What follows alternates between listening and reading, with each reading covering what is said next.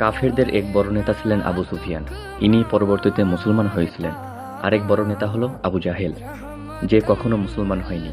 আরেক বড় নেতা আখনাস ইবনে সরায়খ, সেও কখনো মুসলমান হয়নি। এই তিন বড় নেতা গোপনে করত কি?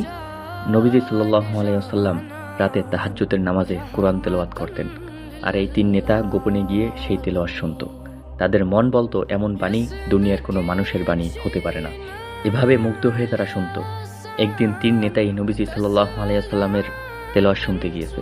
শুনতে শুনতে সকাল হয়ে গেছে। সকালে তিনজন মুখোমুখি দেখা হয়ে গেল। একজন আরেকজনকে বলল, কি ব্যাপার, এখানে কেন? অপরজন উত্তর দিল, আমি তো পরীক্ষা করতে এসেছি, তোমরা কে কে আসো? আরেকজন বলল, আমিও তো পরীক্ষা করতে এসেছি, তোমরা কে কে আসো?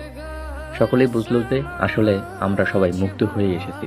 দিনের পর দিন এভাবেই তারা কোরআন শুনতে আসতো।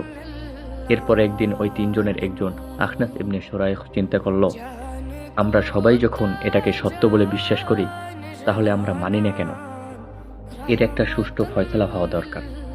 সে অপর নেতা আবু সুফিয়ানের বাড়িতে গেল।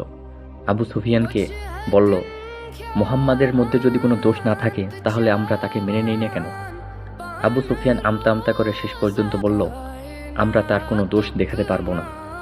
তারপর সে আরেক নেতা আবু জাহেলের কাছে যেয়ে বলল, মুহাম্মাদের কোনো দোষ না থাকলে আমরা তাকে মেনে নেই না কেন? আবু জাহেল বলল, মুহাম্মাদের মধ্যে কোনো দোষ নেই, তবে অসুবিধা একটাই, তা হলো মুহাম্মাদ বনু হাশেম গোত্রের লোক। এখন আমরা যদি তাকে নবী মেনে নেই তাহলে আমাদের গোত্র ছোট হয়ে যায়, তাই আমরা তাকে মেনে নিতে পারছি না।